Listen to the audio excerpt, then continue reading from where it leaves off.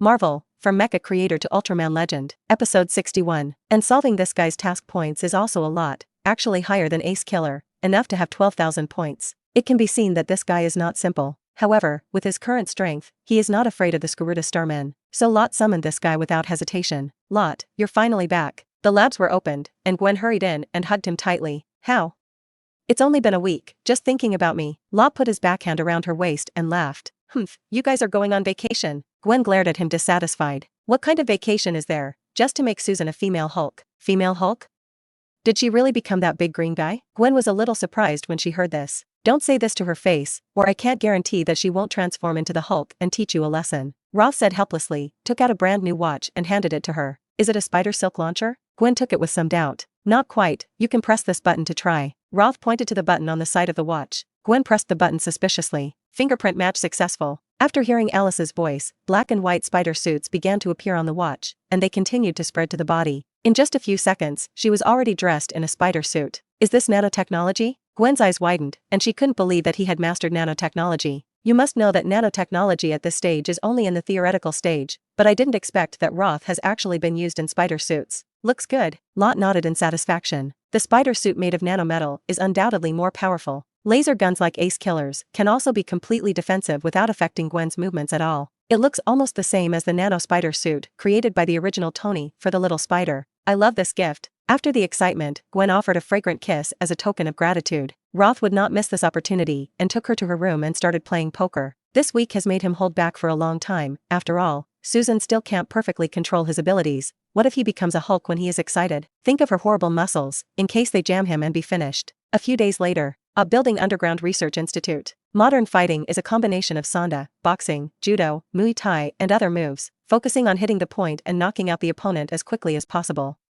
Hey, Susan, are you listening? Of course there is, just knock the other side down. Susan looked like she didn't care with her hands on her chest. Roth had a headache, because the Skurita Starman had not appeared in the past few days, so he had to train Susan's modern fighting skills every day. However, Susan clearly does not have much patience when it comes to fighting. Sir, there is Miss Gwen's phone. Then Alice reminded. Got it, Susan, you continue training, I'll go take a call. Roth waved her hand to continue, then turned to answer the phone. Susan pouted, then extended her finger to make an international gesture at his back. Hey, what's wrong with Gwen? I received news that a monster capable of discharging appeared on Broadway, and I'm rushing over there now. Gwen's voice was very urgent, because she had heard that her father was over there taking care of things. Monster of discharge? Roth immediately thought of the Skurita Starman summoned before, but the Skurita Starman doesn't seem to have the ability to discharge? But maybe, the monsters summoned by the system cannot be judged by the original monsters. After all, each monster is different. Maybe the Skurita Starman has the ability to discharge. You go first, but don't act rashly, I'll come right away. Roth hung up the phone, and then said to Alice. Alice called up the surveillance on Broadway. Okay. After Alice said yes, a virtual screen appeared in front of him. In the video, sirens and gunshots continued to sound on the dark street, and dozens of police surrounded a man in a black hood in the middle. At the same time, the police did not hesitate to shoot. However, when the bullet reached the man in the black hood, it disappeared. No, the bullet did not disappear suddenly, but was melted by the heat generated by the high-voltage electricity. It's an electric light man. Roth frowned, but he didn't expect it to be an electric light man, not a Skurita Starman. Ding.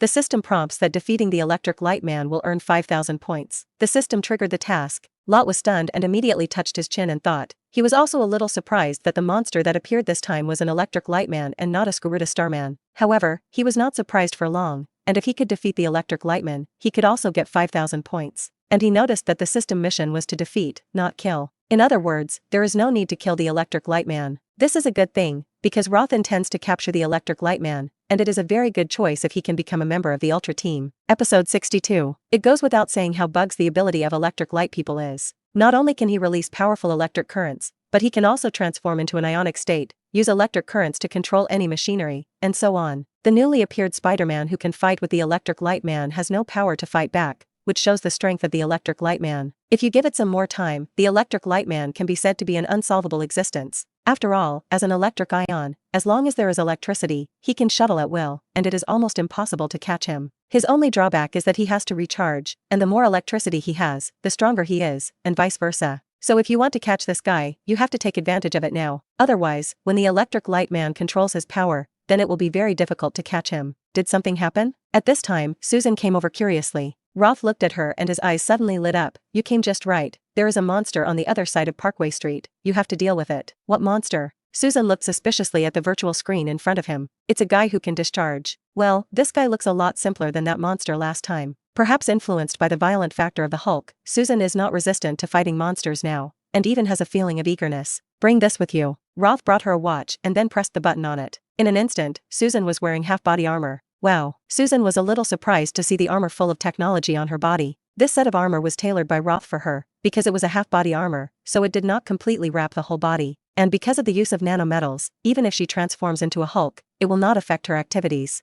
There are also many functions of armor, such as night vision, flight, and other functions. Among them, the flight function is very important for Susan. After all, the Hulk does not fly. As for the weapon, it is a mace made of nanometal, which weighs a ton. Oh, this stick is very good. After Susan transformed into the Hulk, she wielded a mace, and for some reason she especially liked this weapon, and it felt very good. However, she accidentally broke the lamppost on the side directly. Sorry. Susan stuck out her tongue mischievously. The corners of Lot's mouth twitched slightly. Okay, you put it away first, and then it's time to go. What about you? Susan was stunned. Me? I've got to build a container that can trap that guy. If you want to catch the electric light man, ordinary things will definitely not work. After all, this guy can turn into an ion, and no handcuffs or cell can trap him. So you have to prepare something special to suppress the other party's ability. Okay then. Susan had no choice but to agree. Alice, send Susan over. Yes sir. Alice promised, and immediately after Susan's armored thrusters opened, with a whoosh, she flew out of the mansion. This sudden change startled Susan, but fortunately she had become a Hulk, but she was not too scared. Meanwhile, Gwen was already entangled with the lightman by this time, although Roth told her not to act rashly. But when she saw that the electric light man had lost control and began to attack passers-by and police, she could not bear it. Stop me. Gwen shot out the spider silk, grabbed the fire hydrant on the side, and threw it towards the electric light man. The electric light man did not notice for a while, and was directly smashed out by the fire hydrant. Spider-Man?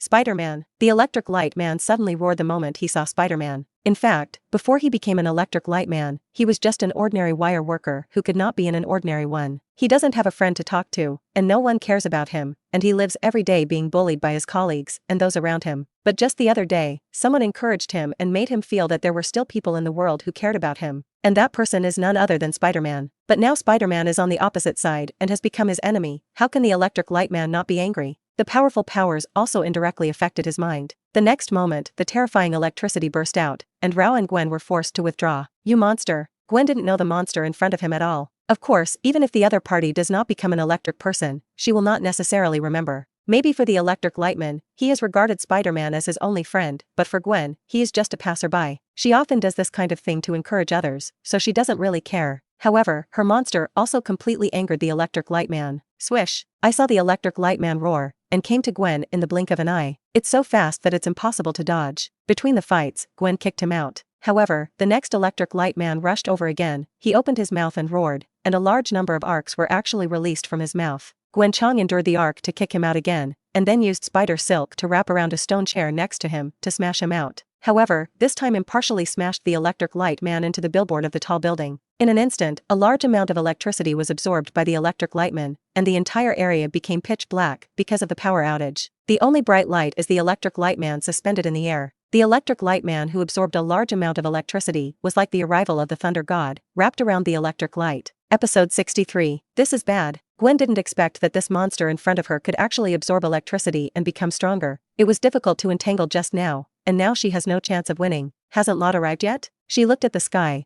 and at this moment a ray of light flew across the sky. However, before Gwen could rejoice, he found out that it was Tony. Hey, it seems that I really can't do it without me. After Tony saw the somewhat embarrassed Spider-Man, he couldn't help but laugh. Humph, I hope your steel suit won't short-circuit. Gwen really can't stand such a smelly Tony, and only hopes that he will be taught a good lesson by the electric light man later. Short-circuit? Very good idea. Tony didn't pay attention to it at all. How could a short-circuit or something? His steel suit can absorb lightning. However, what he didn't know was that the electric light man was different, and the electric light man's ability was not only to discharge, but also to use electric ions to control any machine. Hey, do you monsters know how much damage will be caused by a power outage here? Hearing the slightly mocking words, the electric light man's gaze instantly locked on him. You don't know, but you're supposed to spend the rest of your life in prison. Tony continued to talk to himself. At this moment, the electric light man roared, and in an instant, the huge purple power overwhelmed Tony. Tony didn't flicker at all when he saw this. Sure enough, those electric rays were completely absorbed the moment they hit the steel suit. Oh, thank you for charging me. Tony couldn't help but continue taunting. The The electric light man was extremely angry when he saw this, and then he subconsciously stretched out his hands, as if he wanted to control something. Immediately after that, a purple ionization appeared around Tony. Warning! Sir, your steel suit is being destroyed. What? Tony looked at the display in front of him and read, and suddenly looked confused. The other party's electricity should be useless for his steel suit. Sir, the detection result is that the steel suit is being destroyed by ions. Hearing Jarvis's words, Tony was stunned. What is an ion? Simply put, charged atoms, or groups of atoms, are called electric ions. Electrons are also known as gas discharge plasmas. As the fourth state of matter, the physical properties and laws of gas discharge plasma are different from those of solid, liquid, and gaseous states. In short, the manipulation of electric ions can release electricity, electric fields, and form light, electromagnetic, and other effects between the electrodes in the process of stream or discharge. It can be seen how awesome it is to manipulate electric ions. At this time, Tony's steel suit fell from midair in an instant under the destruction of electric ions. What are you doing? Susan is still a little unclear, so wasn't she quite good at pretending just now? Why did she suddenly have a spasm? Can Jarvis fix it? Tony, who had fallen to pieces, asked. Hug, sorry, sir. Can't fix it. The signal is disturbed. Under the influence of electric ions, Jarvis's words were intermittent, and Tony was completely helpless. Hey! Isn't that okay? Gwen looked at Tony lying on the corpse with a look of contempt. This guy is really useless. It seems that she has to come by herself. And at this moment, a flash of fire flew in the sky again. Lot? Gwen just wanted to walk over, but saw that the green guy in front of him was not Lot at all. It's me. Susan glanced at her, then at Iron Man lying motionless on the ground, before finally looking at the electric light man in midair. Just defeat him. Can you do it? Gwen was a little skeptical. This was the first time she had seen Susan, who had transformed into the Hulk, and of course she didn't believe in her strength. Humph. Just look at me. Susan didn't have a good face for Gwen, the little vixen, although she had acquiesced to her existence. Bang! Ignoring Gwen, he saw Susan squat, and then rushed towards the electric light man in the sky. Seeing this, the electric light man released a large amount of electric light again. However, such a little power was completely like tickling for the Hulk, and it was directly ignored by Susan. I saw Susan directly tear open the electric light with a wave of her big hand, and then punched the electric light man's stomach. In an instant, the electric light man was smashed to the ground by a huge force. However, the moment it touched the ground, the electric light man instantly turned into an electric light and returned to the air. This scene is that the electric light man himself is a little confused. His ability is completely subconsciously used. Even he himself does not know what he has the ability. Lot didn't tell me this guy ignores physical attacks. Susan frowned. She didn't expect that her punch had no effect on the electric light man at all. Hey, lead him over. At this time, Gwen waved his hand not far away. Susan immediately understood her thoughts after seeing the fire hose she was holding. Hey, you monster. Susan defiantly gestured to the electric light man. Seeing this, the electric light man was furious, only to see that it turned into an electric light and came to her in the blink of an eye, while the violent electricity raged around. However, this did not work for Susan. That's when it was there. Gwen on the other side saw the opportunity, pointed the fire hose in his hand at the two of them, and pulled the fire hydrant in his hand. The next moment, a large amount of water erupted from the water pipe, shrouding the two of them in it. After the electric light man was wet with water, it unexpectedly caused a short-circuit phenomenon, and the whole person collapsed directly to the ground. Stop squirting, he's not moving. Susan ruffled her wet hair and yelled. She had reason to believe that Gwen did it on purpose.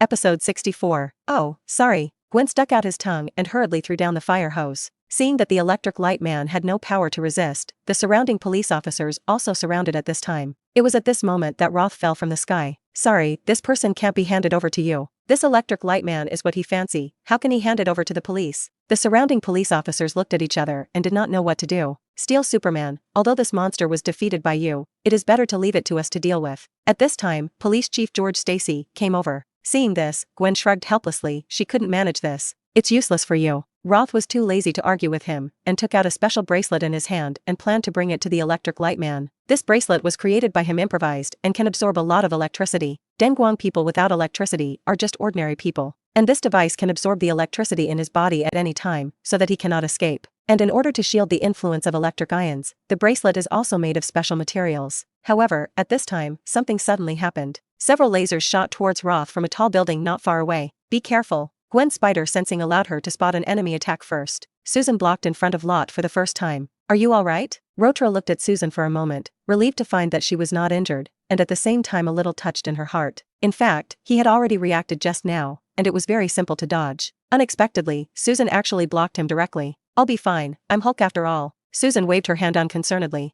Next time I don't allow this, I can get out of the way. Roth criticized in a stern tone. Well, what a stingy man. The corners of Susan's mouth rose slightly, and she was obviously in a good mood. Who is attacking? Gwen looked in the direction of the laser, and saw a humanoid monster covered in black and white stripes like a zebra standing there looking down. Lot's eyes condensed slightly, but he didn't expect that the Skurruta Starman actually appeared at this time. Swish! At this moment, the Skurruta Starman suddenly jumped down from the building, and the target was the Roth people. Retreat! Roth reminded, and then the three of them instantly retreated. Rumble! The Skurruta Starman fell heavily on the ground, kicking up a large amount of dust. What is this guy going to do? Gwen frowned, a little unable to understand the purpose of this monster. Ha ha ha, human beings are really despicable. The Skurruta Starman taunted the humans loudly, and then took out a gun and pointed it at the electric light man on the side. Not good, this guy wants to save him. Roth guessed the thoughts of the Skurruta Starman in an instant. However, it is too late to stop it now. I saw the Skurruta Starman pull the trigger, and then an electric light hit the electroluminous man. In an instant, the electric light man's whole body flashed with an arc of electricity, and he stood up again. Haha, human beings can't tolerate us aliens. Do you want to kill them all? The Skurruta Starman laughed at the electric light. Spider-Man. The electric light man did not answer, but looked at Spider-Man with hatred. If it weren't for Spider-Man just now, he wouldn't have been defeated. Hatred exploded completely at this moment. Damn, it's hard to get rid of that monster. Gwen gritted her teeth. The electric light man they had struggled to solve just now was actually saved by the new monster. Now it is difficult to solve the electric light man. After all, no one would fall twice in the same place. Gwen, this is for you. You can subdue him when you have the opportunity to bring it to the electric light man. Lot handed her the bracelet that subdued the electric light man. What about you? Gwen asked after taking the bracelet. You deal with the electric light man, I will deal with that monster. Roth looked at the Skurruta Starman with solemn eyes. This guy's strength cannot be underestimated, even he has to take it seriously. Understood. Gwen and Susan nodded. Hey, can I help with anything? At this time, a figure flew in the sky again. Roth glanced at it, and it turned out to be Rode, the war machine. Just take Iron Man over there. Tony, why did you lie down so quickly? It's just too inferior. Only then did Rode find Tony, who had been lying dead over there. He quickly stepped forward to check it out, and found that he was only trapped in the steel suit, and then he was relieved. Meanwhile, the battle on this side also began instantly. Gwen very smoothly lured the electric light man away. After all, the target of the electric light man is Gwen. At the same time, Susan followed. Although the two of them could not cause damage to the electric light man, it was still no problem to drag it out. Once you find an opportunity to bring a bracelet to the electric light man, you can subdue it. And the other side, Roth faces the Skurruta Starman alone. Come on, Steel Superman. Kill that monster, Steel Superman. Come on. The surrounding crowd did not retreat at this moment, but cheered for him loudly, like watching a good show. Roth frowned. These people probably didn't know how fierce the battle would be, standing at such a close distance. It was really a little looking for death. But he didn't have the time to alert these people now. Back off, are you guys dead? Chief George Stacy stepped forward, and he quickly organized the police to evacuate the crowd. Others don't know, but he has seen the destructive power of Steel Superman several times, and when the time comes, he can't care about the people around him. Seeing this, Roth couldn't help but show appreciation. It seems that his cheap old man still understands very well. Boom. Pulling out Spitchum's sword, Lot's gaze also became serious. Haha, although I don't know why I suddenly appeared here, I think as long as I kill you as Ultraman, I should be able to get the answer. The Skurruta Starman laughed loudly, and also took out two short knives with both hands. Lot's gaze froze, and he disappeared in place instantly, while the sound of huge swords clashing sounded. Fast. It's so fast. Ordinary people simply can't see what he just did. When the voice sounded, the onlookers found that Steel Superman had appeared in front of the monster. Good power, Ultraman. After the Skurruta Starman blocked Lot's sword with ease, his eyes also became serious. You're not bad either. The moment Lot's words fell, he drew his knife and slashed sideways. While this knife was again blocked by the Skurruta Starman. Immediately after a series of collisions, the speed of the two was simply not what ordinary people could see. It collided countless times in just a few seconds. The shockwave generated by the powerful force collision also shattered the surrounding earth. At this moment, the surrounding crowd was glad to be a little away under the evacuation of Chief George. Otherwise, even flying rubble can pierce a person's body. Bang! At this moment, a figure was shot out. Everyone saw that it was actually Steel Superman. It's really powerful. Lot, who barely stabilized his figure, took a deep breath, but he didn't expect that the strength of the Skurruta Starman was so strong, whether it was speed, strength, or short knife. If he hadn't deliberately learned some swordsmanship during this time, I'm afraid he would have lost faster. But that's the end of it. How? Are you going to throw in the towel, Ultraman? The Skurruta Starman sneered and threw the short knife in his hand, which did not put him in his eyes at all. Seeing this, the corners of Lot's mouth couldn't help but rise slightly. Alice, lift the armor limiter. Okay sir, the armor limiter has been lifted for you, and the energy will be exhausted in 3 minutes. At the same time as Alice's words fell, Severn's armor released red energy, and the timer on his chest and the optical mirror in his helmet's eyes all turned dangerously red. Seeing this, the Skurruta Starman couldn't help frowning. For some reason, this Ultraman in front of him actually brought him a huge sense of crisis at this moment. Swish! In the moment when the Skurruta Starman was stunned, Lot's figure disappeared in a flash. The the Garuda Starman subconsciously raised his knife to block, while a huge force caused his body to take a few steps back one after another. Before he could stand firm, Roth appeared behind him again. Poof! The sword light flashed, and a huge wound was directly cut out of the back of the Garuda Starman, who did not have time to react. If he hadn't finally thrown himself forward, I'm afraid this knife would have directly injured him. Abominable Ultraman. The Garuda Starman who reacted glared at him viciously, and then disappeared like this. Roth was stunned for a moment, and then he remembered that the Garuda Starman should still have the ability to be stealthy, and he actually forgot. Thinking of this, he immediately looked around vigilantly. He remembered that the Garuda Starman not only had stealth abilities, but also the ability to teleport, destroy light bullets, rays, possession, and so on. In case this guy possesses a human, it will be difficult. But fortunately, he also has the monster tracker, which is only worth 100 points, but it is surprisingly useful. Give me where to go. When he traced the location of the Garuda Starman, he found that it had actually flown into the sky. It was clear that he intended to escape. There was still a minute left to lift the limiter, but Roth did not catch up, only to see his eyes slightly condensed and his hands crossed to form a cross. Spitchum Ray. The next moment, a dazzling pillar of light instantly shot into the sky. Bang! The pillar of light seemed to have touched something, and a violent explosion occurred. Ding! Congratulations to the host for killing the Garuda Starman and earning 12,000 points. Phew, is it finally solved? Only after Roth lifted his transformation did he breathe a sigh of relief. It seems that his strength is still too weak, and he must lift the limiter to deal with monsters that cannot be gigantic. If it is a gigantic monster, I am afraid that even using the Spitchum light will be difficult to solve. It seems that he is still a little too hasty, and the matter of summoning the gigantic monster will have to be extended for a period of time. If you summon the monster and can't kill it, it's troublesome. At this time, there was also a loud noise on the other side. He turned his head and saw that Gwen wanted to use water against the Electric Light Man again. However, the Electric Light Man is not stupid. How can he be defeated by the same trick again? Fortunately, in the end, after the two ran out of electricity from the Electric Light Man, they caught him. Are you alright? Lot walked over and said with concern. Of course it's okay. How can such a small scene stump me? Gwen waved her hand confidently. Susan on the side shrugged, although she did not speak, but seemed to know that she was not injured. Hey, at this time, Rode trotted over. This time thanks to you guys to solve these monsters, so I thank you on behalf of the military. Rode said and made a military salute. Lot glanced at him without speaking, and knew without looking that this guy was paying other attention. Rode was suddenly a little embarrassed when he saw that he didn't speak, but he couldn't help it for this mission. Steel Superman. I wonder if I can hand this Electric Light Man over to our military. Don't even think about it. The Electric Light Man is what he fancy, whether it is to win over and become a member of the Ultra Special Combat Team in the future, or simply to do research. Hand it over to the military? Unless he was kicked in the head by a donkey. Let's go, Roth said to Gwen and Susan next to him, and then flew into the air. Bye-bye. Gwen waved mischievously at Rode, and then flew into the sky with Susan. Seeing several people leaving roadside helplessly, it seemed that this mission was impossible to complete. As for stopping them from leaving, Rode is not that stupid yet. Meanwhile, after the videos of Steel Superman and Spider-Man,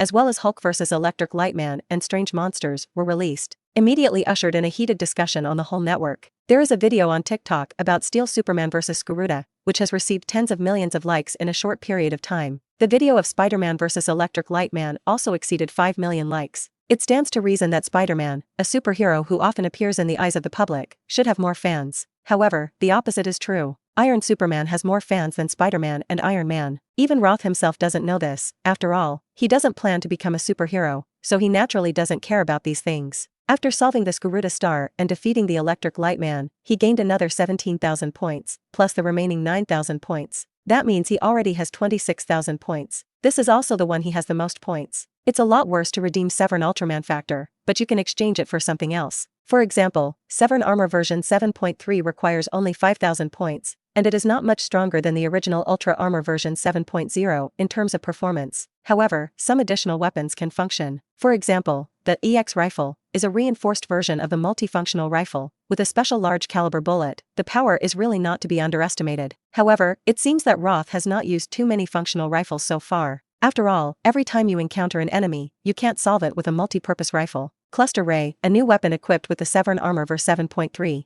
It can emit a huge stream of golden Spitchum energy, which is powerful enough to rival the Spitchum rays equipped with the original Ultra Armor. If you continue to radiate Spitchum energy, you can also use it as a beam blade that even a giant robot can slash twice, but at the same time, the energy consumed is also extremely huge. However, this did not do much for Roth, who already had Spitchum light. Maybe it could be used for Gwen and Susan. Invisible mimicry system. This function is very good. With it, travel no longer have to worry about being discovered, but it is much more convenient. Finally, there is the technology that Roth wants the most, Uindum. This is the large auxiliary armor equipped with Saiwen Armor, which usually takes the appearance of a large locomotive. When in battle, it can transform into a giant mech. It is also equivalent to Tony Stark's anti-Hulk armor. Roth wondered if nanotechnology could make Uindum a giant armor of more than 40 meters? If he could really do it, wouldn't it mean that he already had the ability to fight giant monsters? Thinking of this, he decisively spent 5,000 points to redeem this technology gift package. Episode 65. Following. Roth is dedicated to building Uindum. It is now only a few months before the beginning of the Avengers, so he had to build Uindum before Zatori's army arrived. However, just as he was about to build, a message suddenly reached his ears.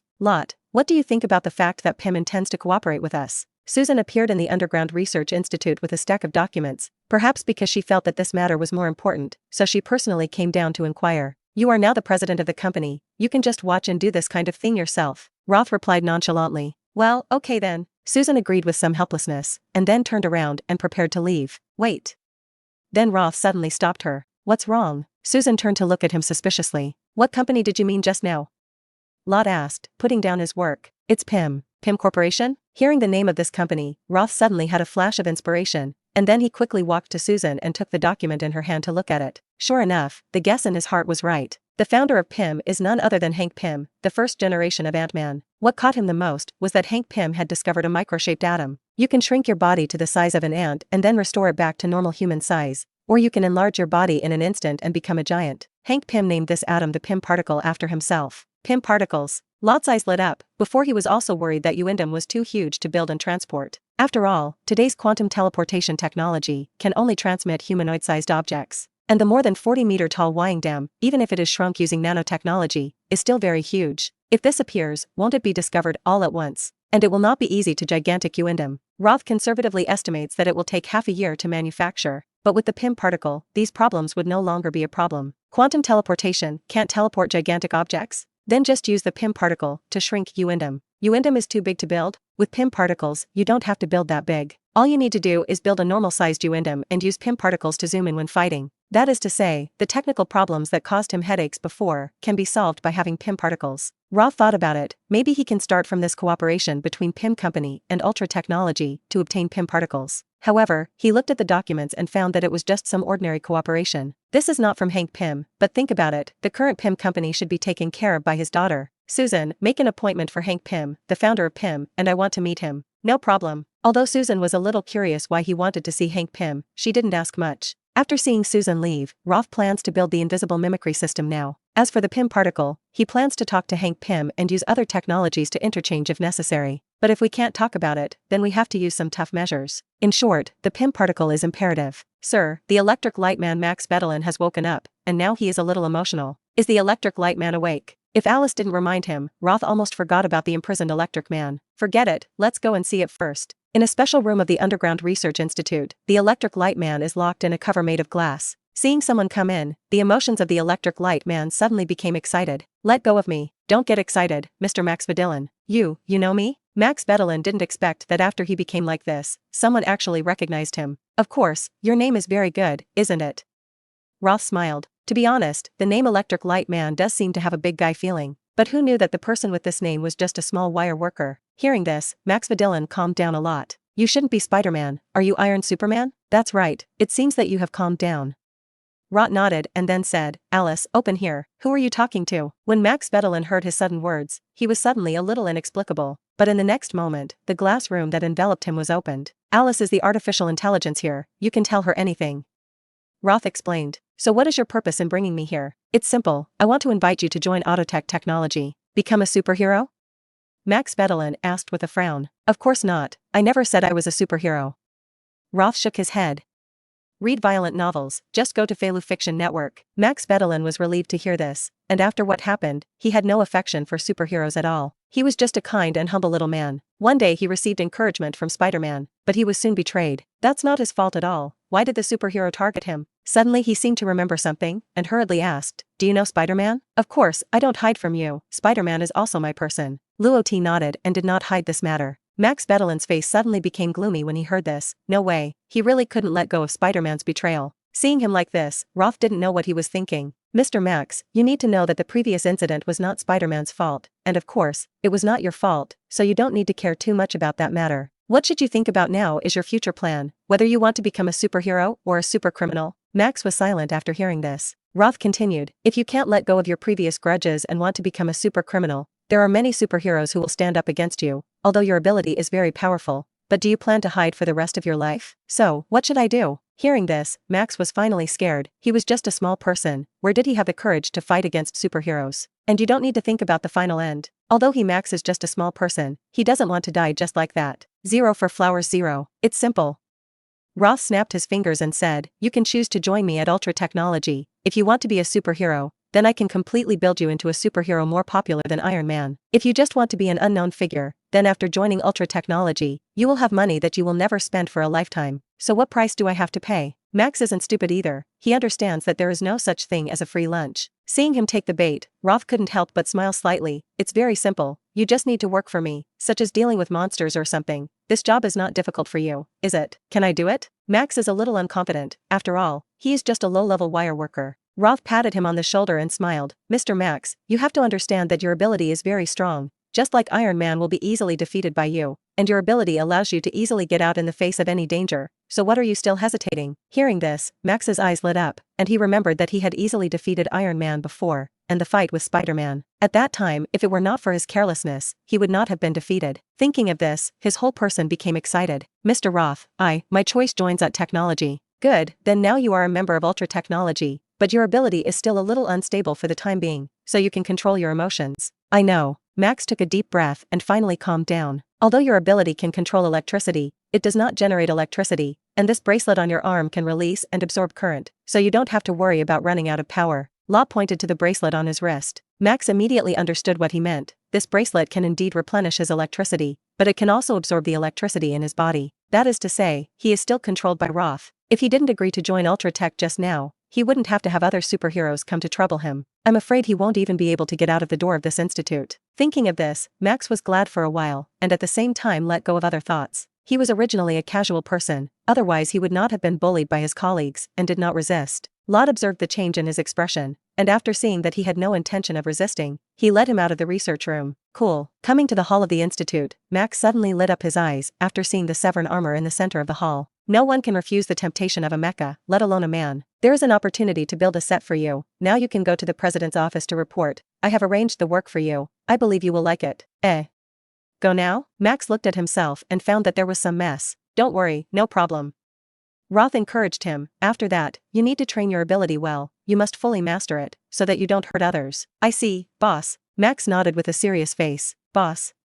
Lot was stunned. Oh, well, Alice will take you to the president's office. Good boss. Max agreed with some excitement, and then followed Alice out of the institute. Episode 66. Take the elevator to the door of the president's office. He looked at his surroundings and found that he was a little out of place, and couldn't help but swallow his saliva before he knocked on the door of the president's office. Come in. Hearing this voice, Max walked in a little nervously. Susan looked up. You're Mr. Max Vidillin, you're good. You know me? Max was a little puzzled. Have you forgotten?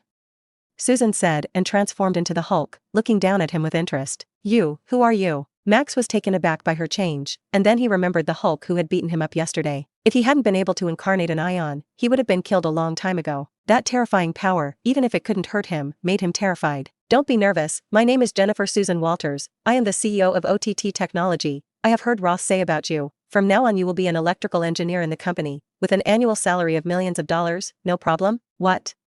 Electrical engineer? $1 million a year? Max was stunned, knowing that his dream was to become an electrical engineer, but due to lack of ability, he could only become a wire worker. I didn't expect to fulfill this dream now. And the annual salary million, that's $1 million a year. He has never seen so much money in his life, and does the salary of an electrical engineer have an annual salary of millions? Mr. Max, don't get excited, although you have the position of electrical engineer, but whether you go to work or not is the same, the salary is still paid, and the specific work needs to be arranged by Roth, understand? 717 Understood, I understood. Max nodded excitedly, of course he knew what his real job was. However, the position of electrical engineer made him more satisfying. Just so you understand, this is your salary card, which pays a year's salary in advance. As for the residence, I have already arranged it for you, and I will let people take you later. Susan arranged the things that Roth had explained properly. And the purpose of this is naturally to buy Max and let Max have a sense of belonging to Ultra Technology. Under this set of processes, for Max, who was a wire worker at the bottom not long ago, he can definitely buy his heart. This also cuts off Mike's from having 2 hearts. The method of adding dates with sticks is still very effective. After dealing with Max's affairs, Susan had good news in the afternoon. Hank Pym agreed to meet him, and the time was set for the weekend 2 days later. Roth is not in a hurry, these 2 days should be a holiday for himself. As for summoning monsters to get points, you can't worry, after all, it's only a few days before summoning the Skaruta star. Nowadays, summoning once in half a month has caused turmoil in the whole world. If it is called frequently, I am afraid that it will cause a collapse of social order. How will he make money then? If you don't have money, how can you build Ultra Armor? So this kind of thing can't be rushed. Afternoon. Roth drove a luxury car to the State University to pick up Gwen from school. Hey, I'm here. Gwen and Mary Jane of the orchestra frolic out of the campus together, and soon they find the black Rolls-Royce Phantom parked on the side of the road. No way, there are too many students watching. It's hard not to find out. Roth lowered the window and said with a smile, "Get in the car." Gwen smiled and nodded, and then waved to Mary Jane beside her. "See you tomorrow. See you tomorrow." Mary Jane and they waved their hands as well. Seeing the black Rolls-Royce quickly leave, the three of them were really envious. They also want to have a rich boyfriend, but they can only think about it. In the car, by the way, I still don't know what happened to that electric light man. Gwen asked curiously. Of course, let him join the Ultra Company. As for whether he can enter the Ultra team, it remains to be seen. Well, I guessed it a long time ago. Gwen is not surprised. Compared to yesterday, he snatched the electric light man from his father. Don't you wonder why the electric light man keeps chasing you? Roth smiled. Yes. That electric light man is really strange. Gwen thought back to yesterday and found that the electric light man was indeed more hostile to her. Let me tell you. Roth told the electric light man about Mike Vetelin. So it is. After learning about the past of the electric light man, Gwen was a little shocked. I didn't expect that I kindly encouraged the other party, but I was hated by the other party. By the way, I don't know if you know a student named Sky. Roth suddenly remembered Sky the last time he had met, and wondered if she had dropped out of school now. He also wanted to snatch Sky from S.H.I.E.L.D. Sky? Hearing this name, Gwen suddenly felt a little sensitive. It should be a beautiful girl. Sort of. The corners of Lot's mouth twitched slightly, and he felt as if he shouldn't bring up this topic. Aren't we satisfied with owning us? Gwen put her arms around his neck and said very dissatisfied. Hey. I'm driving. No, you must give me an explanation, otherwise I will squeeze you dry in the car. Gwen said as her hands ran for his pants. Hey, I'll surrender, it's really just one meeting. Seeing that she really wanted to come, Roth suddenly cried and laughed. If he wasn't driving now, he would have let Gwen taste the size. Bah. Then let you go. Seeing his reaction, Gwen couldn't help but take a sip. Speaking of which, I did hear the name Sky. It was from the next class, but it seems that I dropped out of school a few days ago. Dropped out? Roth was stunned. He didn't expect Sky to drop out of school so quickly. It's not easy to find her. And say you're not interesting to her? Seeing his reaction, Gwen was suddenly a little jealous. Okay, I do have an idea about her, but it's not what you think, because this Sky is an Inhuman. Inhumans? Gwen was a little puzzled. She had never stopped the name Inhumans. You should have heard of mutants. I've heard the words of mutants. Inhumans and mutants have a very close relationship, and I don't know the specifics. Roth didn't explain that much. In fact, there were things about the Inhumans that he didn't know much about. So, Gwen didn't care too much. Anyway, the Inhumans had dropped out of school, and it wasn't easy to find them. Soon the car drove into Roth's exclusive underground garage. What's wrong? Don't you get out of the car? Read violent novels, go on Felu Fiction Network. Gwen saw that the car was parked and he didn't move, and couldn't help but feel a little strange. Didn't you just say you were going to squeeze me dry? Roth gave her a defiant look, then pressed a button in the car. I saw that his seat suddenly moved back a lot, revealing a large space. Gwen was stunned for a moment, and then sat down wildly. Who is afraid of whom? 2 days later, Pym Technologies. Mr. Roth, welcome. In the office, the gray-haired Hank Pym has long been waiting here, and he is still very fond of Lot, a rising star in the scientific world. Dr. Hank, I've heard of your name for a long time, but I didn't expect to meet you today. Roth shook his hand with a smile, and then looked at the short, curly-haired woman on the side. I'm Hop Van Dane. This is my daughter. Hank Pym explains. You really have a good daughter. Roth casually praised. I still don't know who this person is next to you. Hank Pym's gaze looked at Gwen behind him. This is my assistant Gwen. Now we can start talking about cooperation.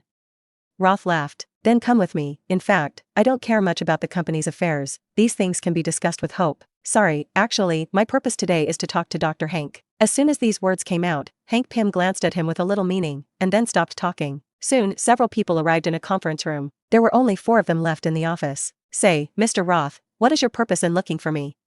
Hank Pym looked at him quietly. The corners of Roth's mouth turned up slightly and smiled. Since Dr. Hank is so direct, then I don't talk nonsense. I want Pym particles. Hearing this, Hank Pym was not surprised. He knew that the other party's intention must be that. How did you know about the Pym particles? Accidentally heard. I'm sorry, but I won't give Pym particles to anyone. Before he could finish speaking, Hank Pym interrupted him and firmly refused. .0. Seeing this, Roth still smiled. Doesn't Dr. Hank think about it? Actually, I can exchange it with you with other technologies. I don't think there's any technology like the Pym particle. Hank Pym shook his head again, clearly not interested in the technology he was talking about. Don't rush to refuse, take a look first and don't suffer a loss, Roth said and snapped his fingers. Then there was a flash of light, and the Ultra Armor appeared out of thin air. Hank Pym was shocked when he saw this. Don't be nervous, it's just quantum teleportation technology. Roth waved his hand to signal the two to calm down. At this time, Hope pushed Hank Pym, and then lowered his head and whispered, I have seen this armor. It is the more famous Steel Superman recently. Steel Superman? Are you Steel Superman? Hank Pym was a little surprised, but he didn't expect that Steel Superman, who had been very active recently, was actually the young man in front of him. And it's not that surprising yet. To his surprise, Roth was able to create such a steel suit, which was incredible. After all, the other party is too young. People who can create armor, such as Iron Man Tony Stark, are almost 40 years old. Moreover, Tony Stark still stood on his father's shoulders to create the steel suit. And as far as he knows, the genius scientist in front of him, who is as famous as Tony Stark, does not have a strong background. Dr. Hank, I've been researching and developing a giant mech recently, but ordinary metals can't support giant mech activity, so I need Pym particles to complete this research. Lot looked at Hank Pym seriously and said. The corners of Hank's eyes twitched slightly, and although this was more polite, the meaning was self-evident. The purpose of the opponent's summoning of the armor is not only to use it as a bargaining chip, but also to use it as a threat. If he doesn't agree, the other party will definitely grab it directly. For a while, Hank Pym was in a dilemma. Recently, he also knew something about the battle between Iron Superman and monsters. Although he thought that the Ant-Man suit was very powerful, he did not have any advantage in fighting that kind of monster. Although the Ant-Man suit can make people bigger and smaller, the essence is only human control. Iron Superman, this is not the behavior of a superhero. At this time, Hope on the side said sharply, Superheroes? Roth shrugged, sorry, I never admitted to being a superhero, and besides, it's just a collaboration, what do you think?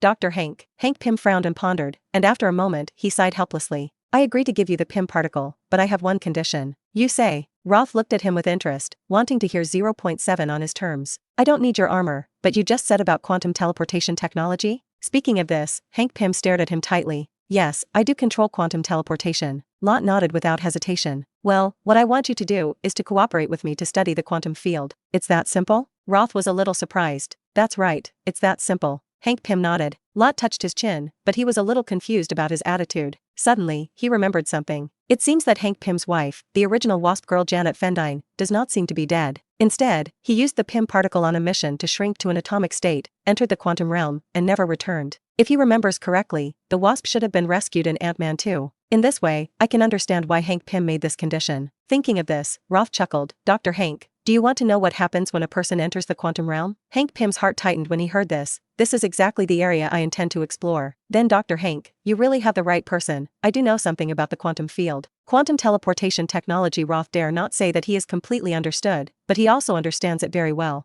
There is also a quantum realm involved. Okay then, come with me, Hank Pym said and stood up before leaving the conference room. Seeing this, Roth followed with Gwen. Episode 67. Soon several people came to a laboratory. This is the Pym particle, Hank Pym said and handed over 4 test tubes containing red liquid. Roth took the look and then returned it to him. Dr. Hank, this is not enough for me. What I need is the formula for the Pym particle. Hank Pym was silent for a moment when he heard this, knowing that the formula of Pym particles was his life's work. Now to leave it to someone else, it is really difficult for him to decide. After a moment, he sighed helplessly, and then took out all the materials containing the method of making Pym particles. Roth took a cursory look and found that it was indeed the formula for the Pym particle. Then thank you Dr. Hank, I will try to help with something about your wife Janet Dine. You know? Hank Pym looked at him with wide eyes. Of course, I do know some news about the original Wasp, and I can clearly tell you that the Wasp is not dead, and the time and reality of the quantum realm are not the same. Hearing this, not only Hank Pym's face was shocked, and Hope on the side was even more excited. After all, she had always thought her mother was dead, but now Roth told her that her mother was not dead. Mr. Lot, is my mother really not dead? Hope asked excitedly. Mr. Roth, please tell me. Hank Pym pleaded with tears. Roth nodded. I can only confirm that she is not dead, the specifics are not clear. Hank Pym frowned. He shouldn't have believed it. After all, the other party's words had no basis. But this time he was willing to believe it. Mr. Roth, I wonder if there is anything you can do. If you want to say a way. There is indeed one. Lot touched his chin and thought. What way? Hank Pym's eyes lit up and he hurriedly asked. Since the Wasp girl entered the quantum realm because the Pym particle shrank by 10, then you only need to use the Pym particle again to let people enter the quantum realm to find. But entering the quantum realm is too dangerous. Hank Pym naturally knew about this method, but he never tried it because he knew the dangers of the quantum realm. I know, so I just need to use a robot. It is indeed very dangerous for people to enter the quantum realm in an Ant-Man suit, and if you are not careful, you will get lost in the quantum realm space. But not everyone has the luck against the sky like the second-generation Ant-Man Scott Lang. Entering the quantum realm not only did not get lost, but also saved the original Wasp. Lot's method is for Alice to manipulate the robot into the quantum realm, so that even if there is danger, it does not matter. Ordinary robots have no intelligence, and once they enter the quantum realm and lose control, they cannot complete their tasks. But Alice is different, she is an artificial intelligence. It is only necessary to place Alice's subsystem on each robot to complete the task independently. Mr. Roth. Hank Pym was thrilled to learn of his approach and couldn't wait to start the plan right away. Dr. Hank, there is no hurry about this matter, at least wait until I develop nanorobots. Lot smiled and shook his head. Sorry, I'm in a bit of a hurry. Hank Pym took a deep breath and finally calmed down. The news that Janet was alive was really an exciting thing for him. Mr. Lot, please leave your mother's affairs to you. Hope on the side bowed gratefully. You're welcome, it's just a matter of taking what you need. Roth waved his hand. It would be good if he could get the Pym particle in a peaceful way, but if it doesn't work, he doesn't mind using tough tactics. Thank you. Hope wiped the tears from the corners of her eyes and thanked her again. After leaving the lab, Hank Pym suggested, Mr. Roth, I think you're going to be busy during this time, so I'd like Hope to help, do you see? Hearing this, Roth narrowed his eyes, and then nodded with a smile. Of course, it would be best if Miss Hope could come over and help. He knew that this was the reason why Hank Pym was uneasy about him, so he let his daughter follow him. For him, it doesn't matter at all. And doesn't Hank Pym know that he is pushing his daughter into the water? Although he prefers the 3rd-generation Ant-Man Kai-Zero. However, the 2nd-generation Wasp girl Hope is also very good, and she is indeed a big beauty at the age of 17 or 18. Mr. Roth, then please take care of it next. Hope has no resistance to her father's arrangement, because she is also very curious about the steel Superman in front of her.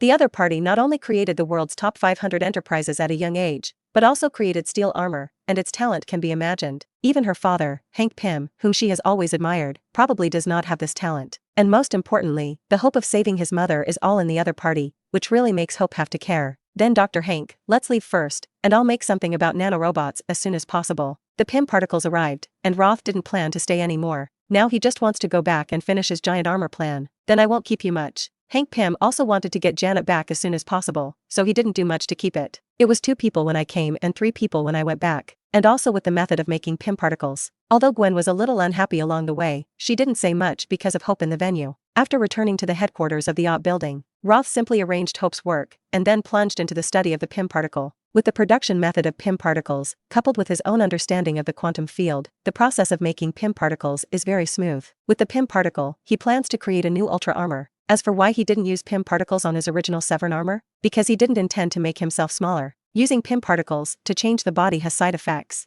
Although the original Hank Pym does not explain, Roth does not want to risk trying until he studies it thoroughly. Moreover, Ant-Man's actions will become very slow after becoming gigantic, which is very detrimental to the battle. Now he only needs an armor that can get bigger and smaller at any time. Just like Tony Stark's anti-Hulk armor, you only need to wear giant armor outside the Saiwen armor. This also provides double protection, without worrying about damage to Ultra armor. With the blueprint of the giant armor in mind, the next step is to start building it. For a whole month, Roth was immersed in the institute and did not go anywhere. Meanwhile, it is far away in Osaka City, an island country. Dinosaur-like monsters, which have always been 10 meters tall, are raging in the city. If Roth were here, he would recognize this monster as the one he summoned 2 days ago, the super ancient monster Gorzon. Of course, although the name sounds powerful, the Gorzon is a very large ethnic group, and most of its strength is very weak. According to Gorzon's group, the 10-meter-tall Gorzon in front of him only belongs to children. The rewards for killing it are not much, and it is only 5,000 points. Since the news of the monster was a little late, by the time Roth received the news, it was already 2 hours later. In the space of these 2 hours, Gorzon has destroyed several neighborhoods, and the number of casualties has reached tens of thousands. Read violent novels, just go to Feilu Fiction Network. In desperation, the Prime Minister of the island country directly used heavy weapons, but it did not have much effect in the face of the rough-skinned Gorzon. In desperation, the Prime Minister of the island country can only turn to the World Security Council, and the World Security Council handed the pressure to S.H.I.E.L.D. After all, the monster is in the city, so it can only dispatch the Avengers, recently organized by S.H.I.E.L.D. Tony, you heard it right. Now, immediately to the island nation of Osaka, where a monster is raging in the city. To reiterate that I am not kidding. Nick Fury's tone was solemn. He didn't have time to joke with Tony now. After hanging up the phone, he informed Rhodes again. It seems that he still feels uneasy. After all, this time the monster is a little bigger than the previous times. So Nick Fury thought about it or asked Natasha to go to Ultra Technology to inform Lot. And when Roth received Natasha's news, he was leisurely drinking red wine. Yo, Miss Natalie, would you like a drink? Sorry, actually, my name is Natasha, I came to inform you that a monster has appeared in Osaka City, an island country. The last time Natasha was a secretary at Stoke Industries, she used Natalie, but now Natasha doesn't need to hide her name. Oh? Is it? Lot didn't care and handed her a glass of red wine. Mr. Roth, no, it should be said that it is a steel super talent. Now the island country needs you, and humanity also needs your strength. Natasha took the wine and put it aside, and directly identified him. Roth is not surprised. If it is not a last resort, presumably Nick Fury will not find him. They should have known that Tony and Rhodes couldn't deal with the 10-meter-tall giant monster Gorzin, so they let Natasha come. Sorry, just let the superheroes solve the monsters or something. Forgive me for not being able to do anything. Roth tasted the red wine lightly, smiled, and shook his head. Now that his Uindum giant mech is almost finished, he doesn't plan to leave. Moreover, although this Gorzin is huge, it is only a monster worth 5,000 points. Long before Natasha arrived, he had already sent Susan, Gwen, and Hope and the Electric Light Man to go. It should be no problem to deal with this young Gorzin with their strength. Natasha couldn't help frowning when she saw that he refused without hesitation, which was different from what she thought. Before coming, she also knew Lot, knowing that although he did not claim to be a superhero in front of people, he appeared the first time a monster appeared. Judging from the fact that the other party has been dealing with monsters recently, the other party has the meaning of being a superhero. However, this time the other party refused. Why is this? Seeing that his attitude was so firm, Natasha could only leave temporarily. She then reported the incident to Nick Fury. When Nick Fury learned the news, he didn't say anything. 087 After all, the other party is not a subordinate of S.H.I.E.L.D. in the end, and he has no reason to order the other party. Meanwhile, it is far away, in the island country of Osaka. What a terrifying monster. The four of Gwen and Susan, who arrived here on the latest Ultra Fighter, were a little shocked to look at the destroyed city below. The entire middle of the city for several kilometers was destroyed by monsters. The death and injury of people who did not have time to escape in this disaster filled the city with despair. The police and army of the island country had no choice but to retreat again and again in the face of this huge monster. Dozens of fighters in the air kept using heavy machine gun fire, but it was just an olditch for the monster below. Gorzin didn't even pay attention to the annoying big bird in the sky. Hey! Can we really take down this monster? Hope was a little shocked. Facing this huge monster full of oppression, she really felt a little frightened. I remember your wasp suit couldn't get bigger? Maybe you can get bigger and try it? Gwen touched her chin and suggested, want me to get bigger and fight that monster?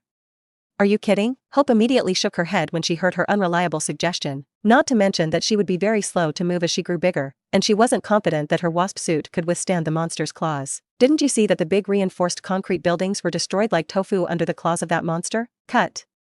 Mike's, how about you? Gwen cut disdainfully, and then looked at Mike's, who had not spoken with a hood on the other side. Max glanced at her, but did not show any hatred. He also wanted to open it for so many days, and he shouldn't have hated Spider-Man. I can use lightning to attack it, as for whether it can be done, I don't know. In that case, then wait for me to attract the attention of that monster. Max, you take the opportunity to attack. Gwen and Hope see the situation and shoot, okay? Susan said and looked at the three. No problem. The three of Gwen nodded. Meanwhile, the military of the island country saw that a new fighter was flying and knew that it was to deal with the monster, so it was not embarrassed, and even directly withdrew all the fighters. After all, it is useless for these fighters to stay here. And just as the four of Susan were preparing to act, Tony and Rhodes on the other side also rushed over. It seems that we are not here at night. Tony's gaze scanned the entire battlefield, and finally turned his gaze to the 10-meter-tall monster. It should be Steel Superman over there. I didn't expect them to come so quickly. Rhodes' gaze looked at the new fighter not far away. Episode 68. Cut.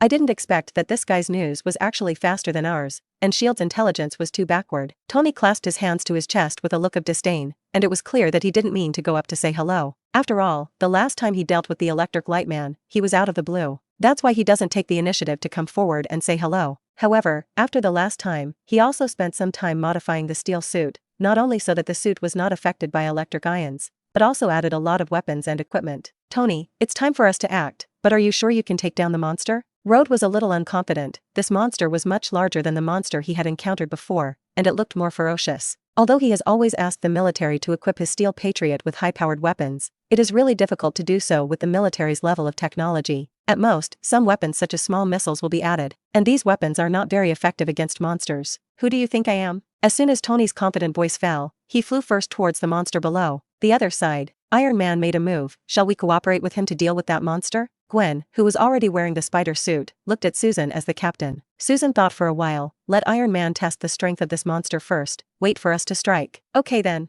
Gwen didn't expect Susan's choice to be the same as Lot, and she had no choice but to agree. After all, this time the mission Roth specially instructed that he must obey the orders of the Captain Susan. The electric light people on the side and Hope naturally had no opinion. Hey, you monster, taste this. At this time, Tony flew in front of Gorzin, and at the same time fired 6 arrow-shaped missiles from his back. The missile is called a sonic boom bomb, and when it explodes, it does not produce flames, but it is amazingly lethal. Thundered. In an instant, Gorzin was enveloped in an explosion. Roar. Gorzin hissed in pain, clearly injured. This excites Tony, and it is not in vain that he has painstakingly researched the new weapon. If Roth were here, he would recognize that this sonic boom is the weapon Tony used in the Avengers when fighting Thanos. It seems that Tony did feel a lot of pressure during this time, so he developed this weapon in advance. On the other side, Rhodes saw that his small missiles had an effect on the monster, so he also shot several small missiles in one go. In an instant, the flames of the explosion once again enveloped Gorzin. Hey, why are you launching? Tony was a little dissatisfied with Rhod's actions. Me?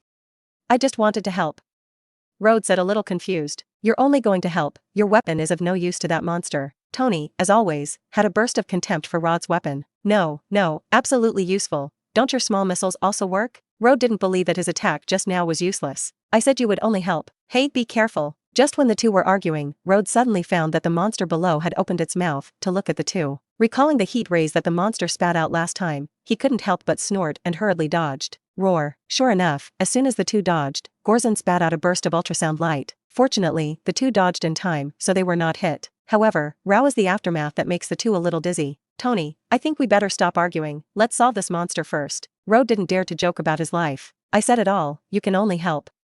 Tony said and flew over again. Hold this monster's attention for me. No problem. Rhodes agreed, and then 2 Gatling arms rose up, and in an instant a metal storm poured towards the monster. Roar. Gorzin's gaze was unsurprisingly instantly attracted to him. Facing the enemy high in the air, Gorzin once again shoots ultrasonic rays, but is dodged again by the experienced Rhodes. At this moment, Tony secretly approached from behind Gorzin, and saw that a cone-shaped energy light blade actually stretched out from his arm. Lot, who was far away at the headquarters of the OP building, was a little surprised when he saw this scene through satellite light. If he is not mistaken, this energy light blade is the weapon that Tony took out when he fought Thanos, and its power should definitely not be underestimated. I didn't expect to study it so early. Could it be that he was inspired by his own Spikum sword? At this time I saw Tony quickly approaching the back and neck of Gorzin, and then the energy light blade in his hand cut through without hesitation. Poof. Without any accidents, Gorzin's neck was instantly cut out of a wound more than 1 meter long, and a large amount of blood was also sprayed out. Oh, Tony, what kind of weapon are you?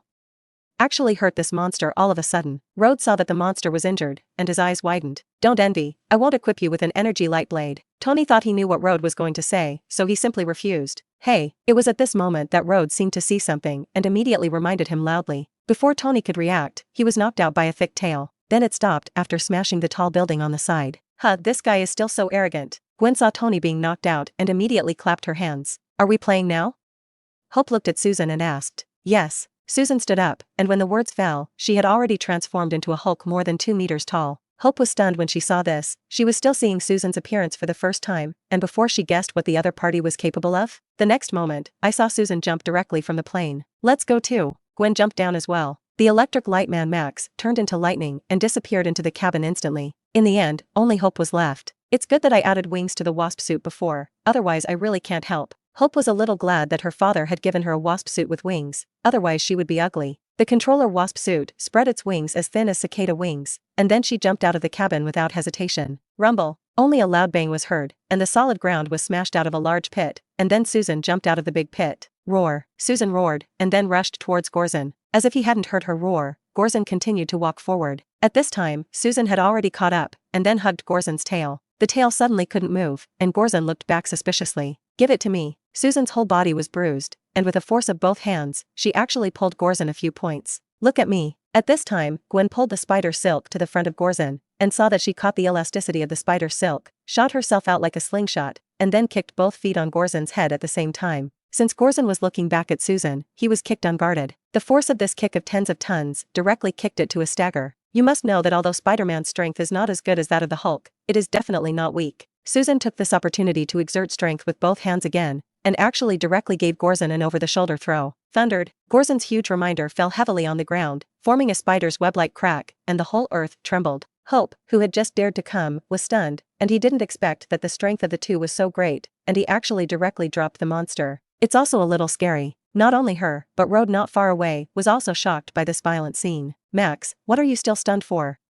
Read violent novels, just go to Felu Fiction Network. Susan shouted at the stunned electric light man in the sky. Oh. The electric light man reacted, and then released a large amount of high-voltage electricity with both hands to bombard Gorzin. In an instant, Gorzin's whole body was shrouded in electric light. Roar. However, this electric light did not seem to have much effect on Gorzin, and after roaring, Gorzin got up directly from the ground. Use your most powerful attack.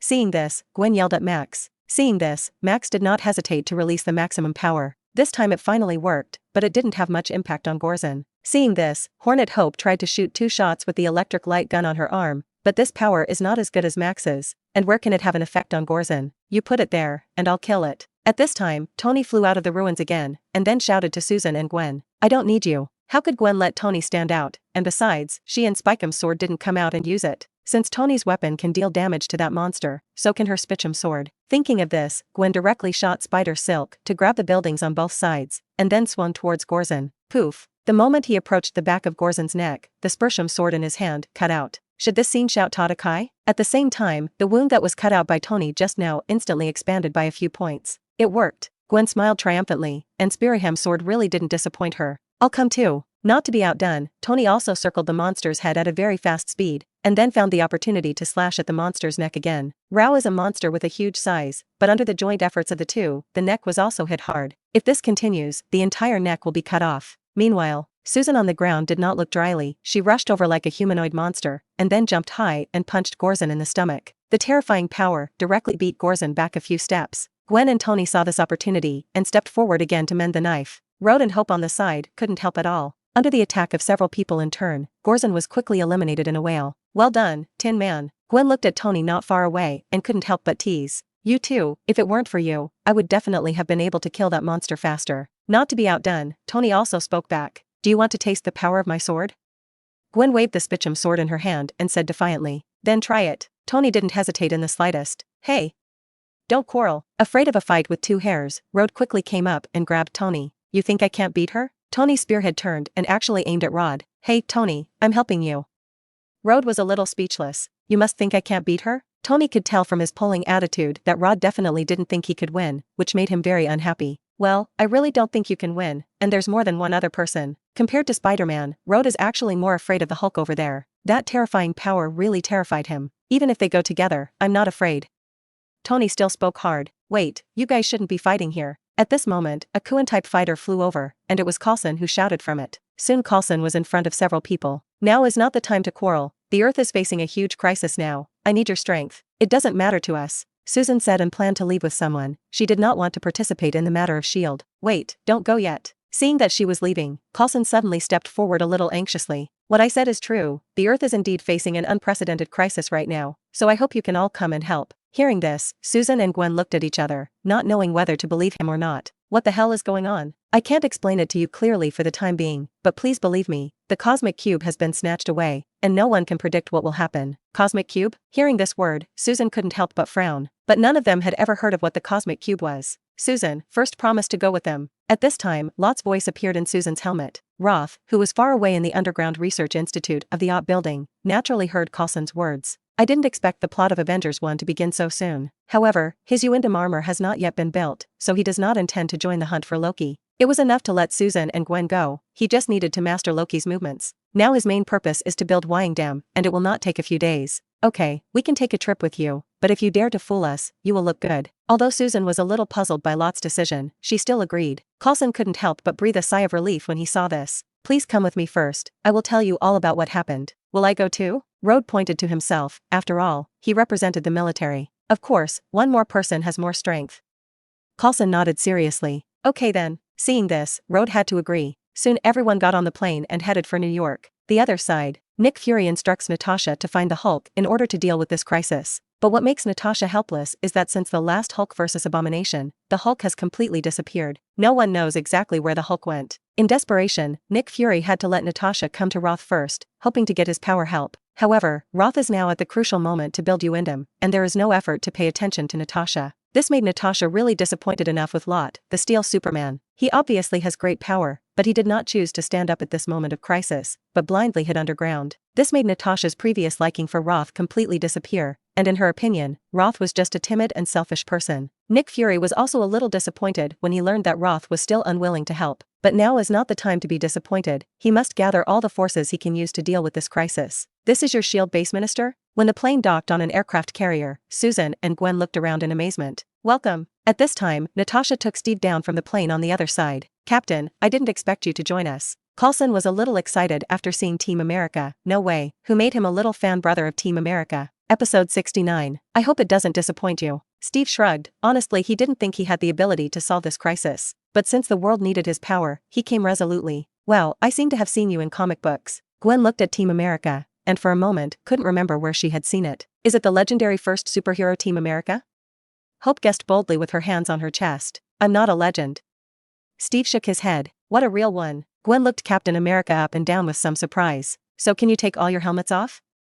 No one will reveal your identity here. Natasha saw that several people had arrived here and were wearing helmets and masks, and couldn't help but suggest. Susan and the others looked at each other, and then opened the helmet mask to reveal their original appearance. Hey, did I see you guys there? Rhoda was a little surprised after seeing the appearance of several of them. Needless to say, Susan and Hope, as executives of two large companies, have been reported by the New York Daily News quite a bit, so it's not surprising that they recognize them. Of course, Rhoda and Steve were not aware of their identities. As for the electric light man on the side, it made both Rhoda and Tony a little surprised. You're the guy who discharged last time. I didn't have an idea when I fought with the monster before, but I didn't expect that the guy with the cloak in front of me was actually an electric light man. Tony's face also became a little ugly. After all, this is a meeting between enemies. You can call me an electric light man. Max briefly introduced himself. Hey, I remember you were taken away by Steel Superman. What the hell is going on? Rhoda was still a little confused about the situation. The guy who was originally an enemy actually appeared here, and he had to ask for an explanation. Don't you understand?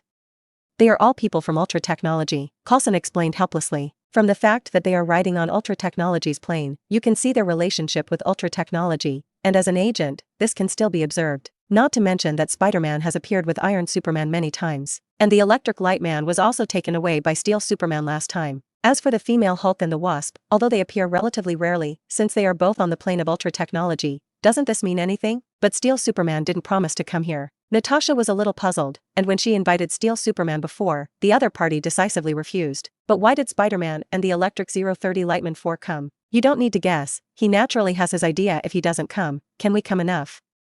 Susan said with a look of indifference. Okay, let these things go for the time being, let's solve this crisis first. Seeing that the atmosphere was not right, Coulson quickly came out to play the round. Anyway, Roth let Spider-Man and the female Hulk and the four of them come, which was already the biggest help for S.H.I.E.L.D. Tony never spoke, but he was inexplicably shocked in his heart, because I don't know when Roth had actually assembled such a large team. Spider-Man, the female Hulk, and the new Wasp. Don't look at only 4 people, but this force is absolutely terrifying. You must know that the real combat power of the current Avengers is only him and Steve. Natasha and Hawkeye were a little bit off. Tony doesn't understand Lot's purpose in forming the Superman team. Is it just to deal with the endless monsters? A moment later, the group came to the ship's interior. Welcome. Nick Fury personally greeted everyone here. After seeing Spider-Man and the female Hulk and the Electric Light Man, he nodded in satisfaction. With so much help this time, he felt that he still had a chance to get that alien prince. Of course, it would be better if these people were Avengers people. Even Nick Fury has already begun to figure out whether he can dig 2 over after this matter is over. Especially the Electric Light Man, he likes it very much, which is a trick to get Tony, the existence of this uneasy factor. So what are you doing here for us?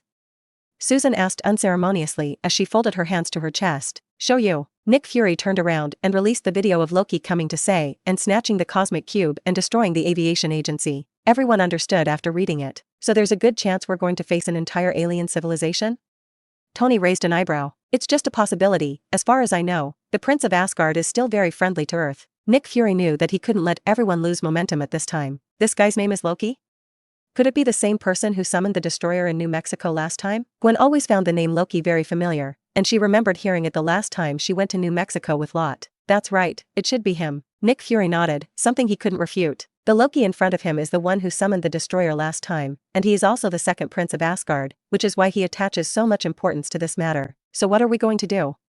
Rhoda asked with a shrug. First we have to find the location of the cosmic cube. Originally we were going to find Dr. Banner to ask him to help, but we didn't find him. Nick Fury said, looking at Susan. He investigates Susan's relationship with Dr. Banner, and Steel Superman appears when he adds Hulk vs. Abomination. So he has reason to believe that Dr. Banner was hidden by technology, that is, Roth. Susan's expression did not change when she heard this, and she did not intend to involve her cousin in this matter. Natasha, let's take everyone to rest first. Seeing that Susan did not intend to tell Dr. Banner's whereabouts, Nick Fury had no choice but to give up. Now he can only use the stupid method, using monitoring equipment to check every place. Come to a separate lounge. Susan immediately contacted Roth to explain the current situation. So Lot, did you really have to deal with that Loki when you let us come to S.H.I.E.L.D.?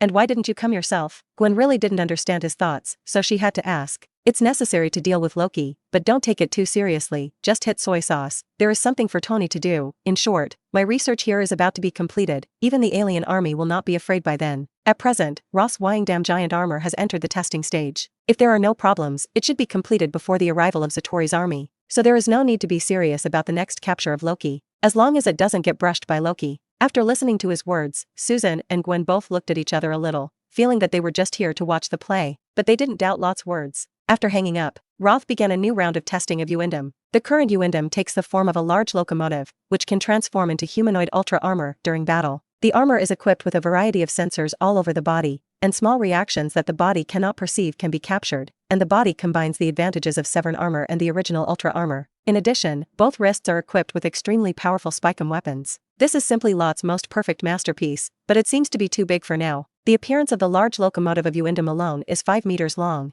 and it is also 5 meters high after being transformed into ultra armor. There's no way around it. After all, if you want to put so many weapons on it, the body is not bigger. As for the disadvantage of using quantum teleportation, it is completely possible to use the Pym particle to shrink it and then teleport. When it's time to fight, just use the Pym particle to giganticize. Alice, let's zoom out. Okay, ready. The goal is to reduce the size by 3 times.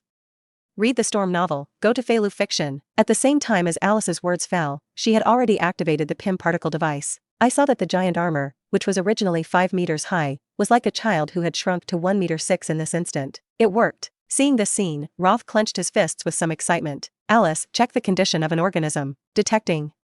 Plasma spark energy intact. The powertrain is intact. The flight system is intact. Hearing Alice's test results, Roth was excited and unable to calm down. The Pym particle is one of the most amazing technologies in the Marvel Universe, which was originally a group of rare subatomic particles, which came after being discovered by Hank Pym gave the name Pym particle. Babbage, the role of the Pym particle is to change the size and mass of an object or organism, and the Pym particle allows the user to bypass the square cube law. What is the square cube law? In simple terms, if a person suddenly becomes 10 times taller, then his bones and tendons will grow 10 times, his muscles and skin will cover 100 times the surface area, he will be 1,000 times larger and gain 1,000 times more weight, but his bones will not be able to support his weight, and his muscles will not be able to move his body mass. In the Marvel Universe, the Pym particle is used to mitigate this phenomenon. Without them, any animal that turns into a giant will break its leg at the first step. This is one of the reasons why the Pym particle is so awesome. It can be understood that as long as the Pym particle becomes larger or smaller, it will change its own mass. That is to say, when you shrink into an ant, your body is really as light as an ant, and when you turn into a giant, you will also gain great power to match.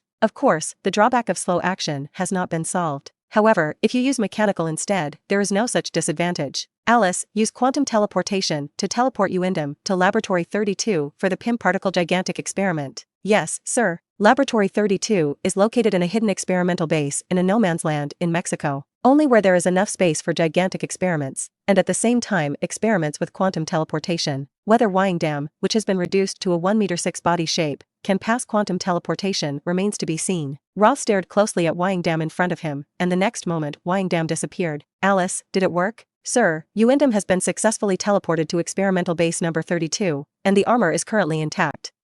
The powertrain is intact. After some inspection by Alice, Uindum passed the quantum teleportation intact. This made Roth very excited. Then, start using the Pym particle device to gigantic Uindum, aiming for 10 times. Yes, the Pym particle device is being activated. Through the virtual screen, Roth stared at Uindum without blinking. The next moment, I saw Wyingdam growing like mushrooms, but in a moment it was so huge that it occupied the entire underground experimental base. The gigantic completion is currently 50 meters high in Uindum.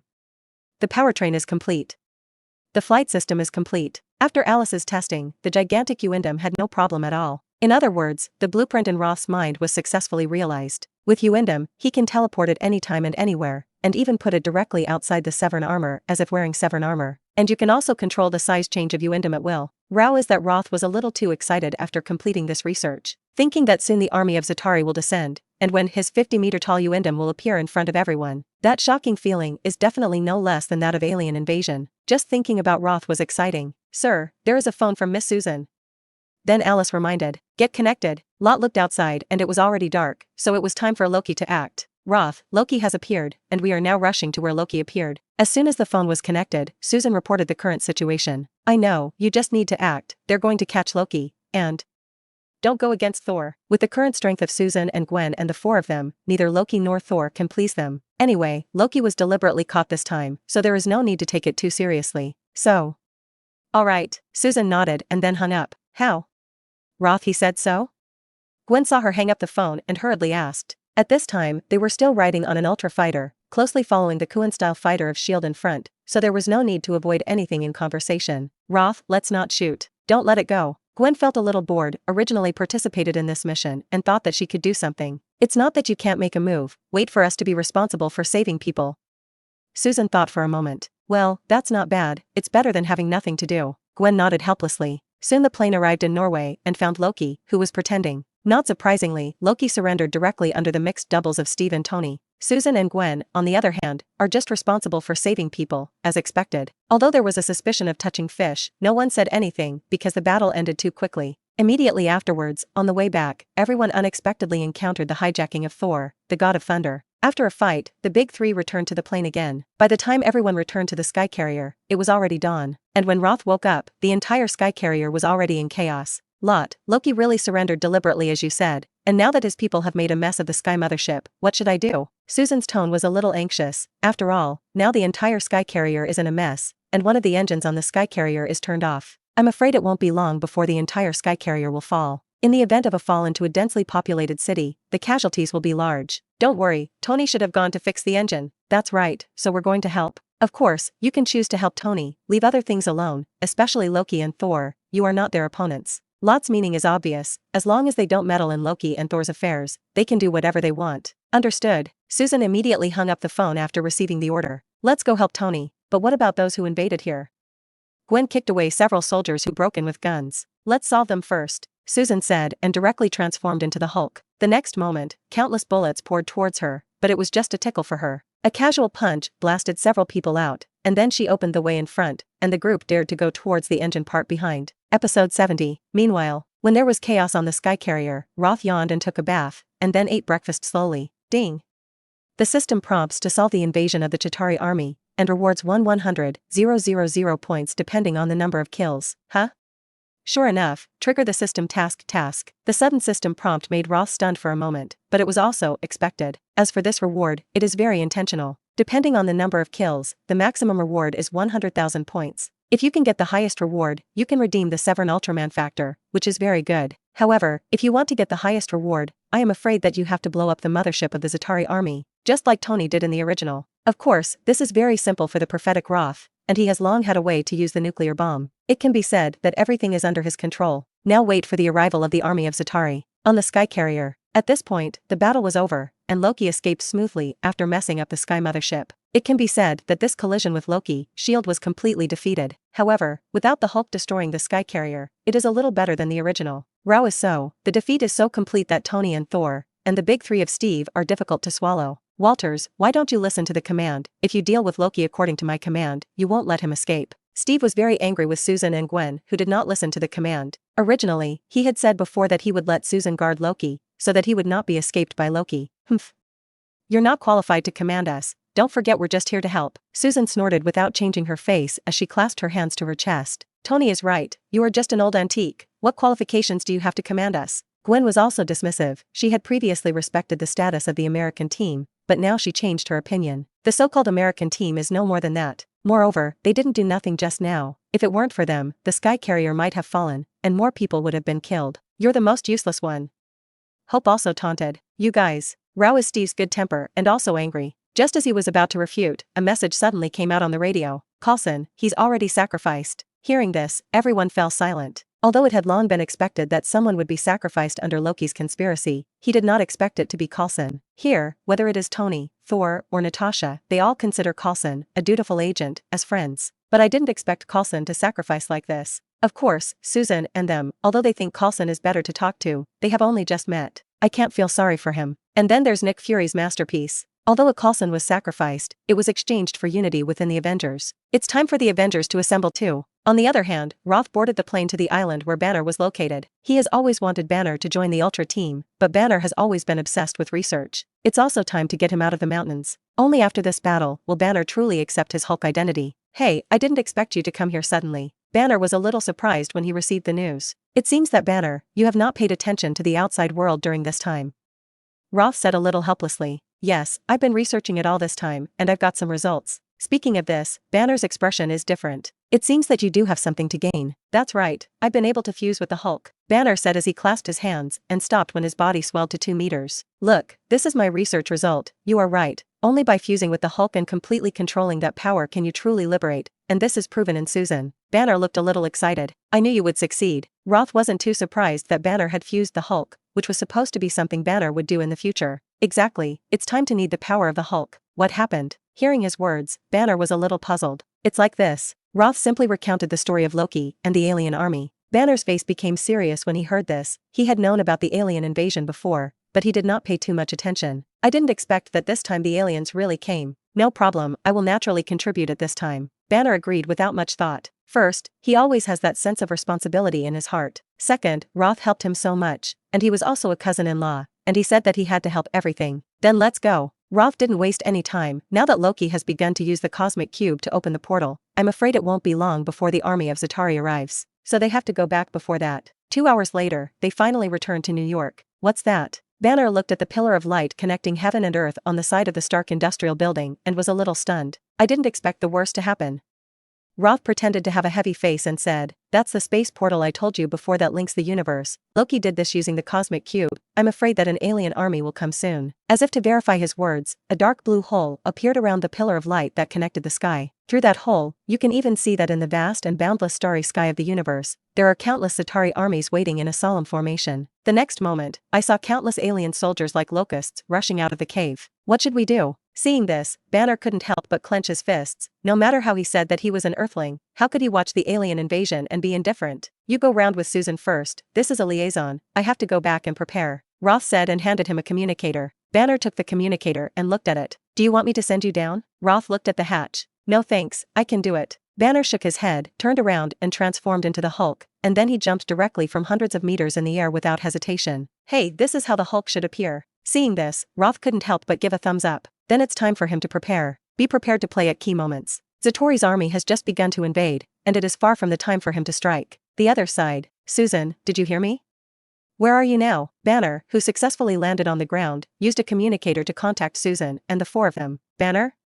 Sorry, we're fighting an army of aliens right now. There was a lot of noise in the communicator, but fortunately Banner heard Susan clearly. I mean, where are you? Underneath that thing. Hearing this, Banner subconsciously looked at the portal in the sky, and then looked at the Stark Tower. Then he hung up the communicator and rushed over there. Along the way, both the Chitauri infantry and the Za'Tari flying chariot were all destroyed by him. Hey, is that the Hulk that Fury said?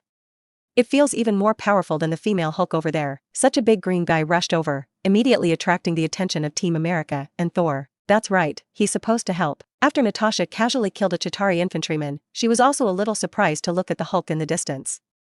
Read violent novels, just go to Felu Fiction Network. Although I can't figure out why the other party came here at this time, this is also a timely arrival. With the addition of the Hulk, it is imposing for the human side. The Hulk's power is no joke, and he can easily kill the Za'Tari infantry with one punch. And the laser energy weapons of the Za'Tari infantry were nothing more than tickles for him. Even the huge giant beast Leviathan couldn't withstand his punch. After killing a Leviathan, the surviving humans immediately cheered. Not only Banner, but the Avengers are each powerful to stop Za'Tori's army. I saw Gwen shoot Spider Silk, constantly shuttling between high-rise buildings, and the Spikem sword in his hand could easily shoot down Za'Tori's flying chariot. Although Susan is not as big as Banner after transforming into the Hulk, the lethality is simply amazing with the half-body armor that Roth created for her and the 2-meter-long mace that comes standard with a weapon. With every stick she swung, she could smash the Zeta Swiss soldiers, and even the terrifying giant Leviathan could not stop her a few sticks. It's violent. The electric light people in the sky turned into lightning, and the Za'Tari troops everywhere they passed were all electrocuted into coke. His power may be useless against powerful monsters like Gorzon, but it's an absolute nightmare for these Za'Tari infantrymen. Although Hope's wasp suit is also very good, it is not so bright because the weapons are not very good. But she also took out several Chitauri infantrymen with her own efforts. Seeing that the army of Chitauri was inexhaustible, and more, the thunder god Togiel directly enlarged, summoning thousands of thunder and lightning to kill a large area of the army of Chitauri in seconds. However, this is just a drop in the bucket. Soon the sky was once again filled with the army of Chitauri. The strength of the Avengers is only so many people, and how can they deal with thousands of Chitauri armies who are fearless of life and death? Faced with this situation, Rao is that the Avengers are also a little desperate. The other side, Roth also did not expect that the speed of the invasion of Chitauri's army was faster and more than he thought, and the scenes in the original book were completely large houses compared to the current ones. Think about it, after all, it's just a movie. How can you completely depict the real battlefield? Zero asked for flowers, but now is the time for him to appear. Seeing that the war was about to burn to the side of the Science and Technology building, Roth made a decisive move. Alice, you control the original Ultra Armor and the original machine to guard the Ultra building, and any alien enemies that come close will be killed.